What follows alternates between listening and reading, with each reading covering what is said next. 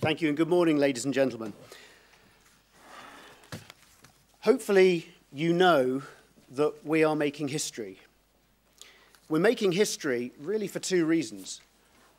First of all, we're making history because outside of war, the country has never faced a fiscal deficit the size of the deficit that we face now. And the second reason we're making history is because never before has a government or a group of public servants been set the challenge of closing that deficit as quickly as we are being challenged today. And if we're going to meet these challenges as a country, as citizens, as public servants, then we will not be remembered for it by our children and our grandchildren. It's a sad fact. But if we don't meet this challenge, then I'm afraid that we will be. This is an HM Treasury graph showing our annual spending and revenues. And the CSR, as I'm sure you're all aware, stated that Britain's deficit last year was the largest in peacetime history at 11% of GDP. And that state borrowing was £1 for every £4 it spent. The budget stated that in 2010-11, we will have net borrowings of £149 billion. And the Office for National Statistics said that we added, in October, £10.3 billion to that debt. But for today, this isn't our challenge. Our challenge is this chart. And this shows how the coalition government and the Treasury are forecasting that that gap will be closed. Now, traditionally, governments have turned to taxation as one route to find their way out of deficit. And indeed, as you can see from the slight incline of the blue line at the bottom, that will be the case here. But is it going to solve the problem? Clearly not. Why is that? Because for tax receipts to increase requires the economy to grow. And as you're probably aware, many spectators think that even the forecasts of the Office of Budget Responsibility are somewhat optimistic. And so tax receipts and the growth of tax receipts are not going to help us too much with this challenge. So instead, we have to look to cut spending. And the size of this cut, the 8% reduction in the size of the state, is absolutely unprecedented. What that means is that by 2014-15, central government department budgets will be 13% lower in real terms than they are today. And none of us here today should also feel comfortable that perhaps the demands upon us all are diminishing, because they're not. Citizens still want more. We still want more. We want better service, we want choice, we want personalised service. We want the kind of things that we get and we expect from our banks and our retailers. It's a good indication, actually. There was an ICM poll recently that asked people, tell me, do we need to improve the quality of public services? 90% say yes. And so demand is undoubtedly increasing at the same time as supply is decreasing. And that's not just a central government phenomenon. If we look to local authorities and we look at, let's take, for example, the £20 billion a year that local authorities spend on adult social care, whilst at the same time revenue budgets are under greater pressure than they have been for 17 years, and yet we have the irresistible force of demographics placing increasing pressure on those adult social care budgets. Increasing demand, decreasing supply.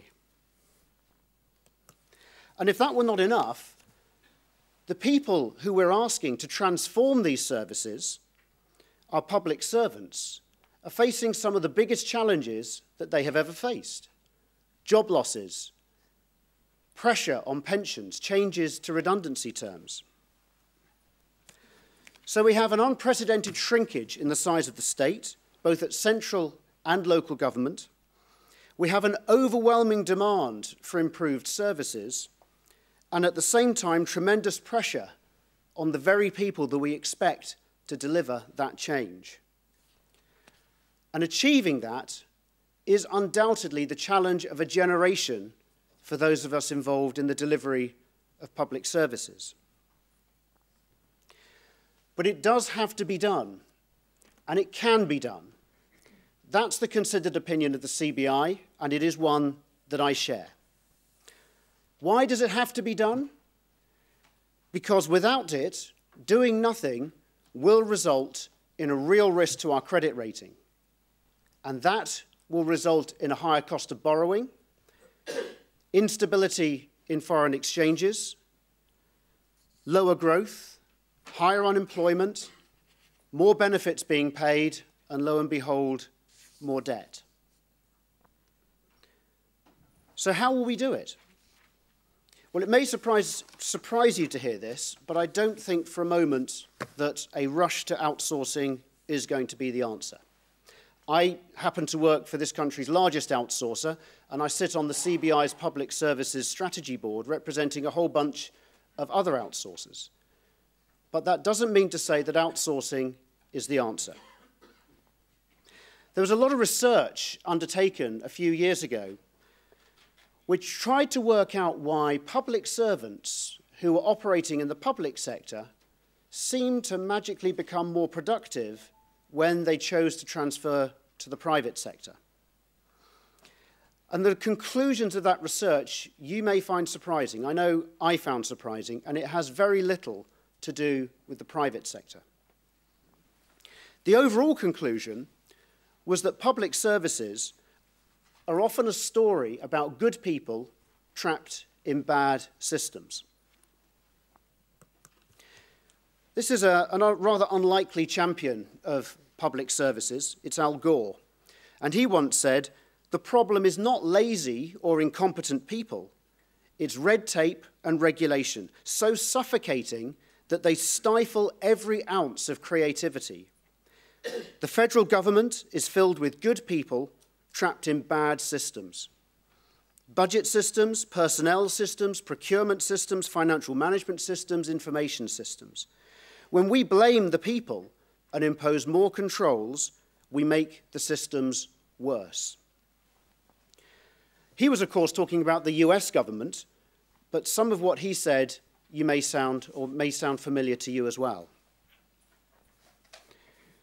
So the research that was carried out in the UK highlighted three things in particular that I want to spend a couple of minutes on. First of all, it's not outsourcing or privatization that delivers benefits. It's the process of competition that unlocks innovation, and it's innovation that delivers the benefits.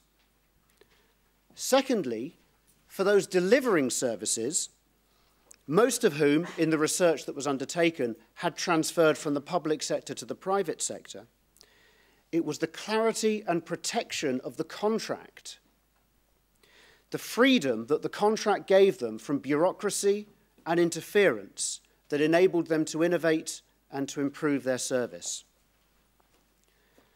And finally, in the UK, we have more models of public service delivery than you can shake a stick at, each one fit for a particular purpose.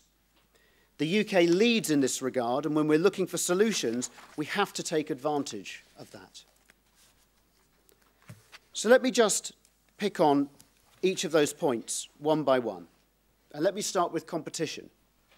And let me re-emphasize the fact that this is about competition. It's not about outsourcing or privatization. The conclusion of the research that we did was backed up by a lady called Deanne Julius, who did some work for government in 2008, looking at a very similar area. And Deanne Julius concluded that the academic literature typically found that the cost of savings from competitive tendering to be between 10% and 30%, including, and this is an important point, when the in-house team won the bid, with no adverse effect and sometimes an improvement in service quality. So why is this? Is it because the people who were doing the work in the public sector were bad? No. First of all, a competitive process forces the procurer or the specifier to define, often for the very first time, what it is that they actually want. What are the outputs? the key performance indicators, the constraints, and so on. Already, the act of defining outputs or outcomes eliminates much historic practice and requires people to question once and for all what it is that the service is there to achieve. This act alone drives savings.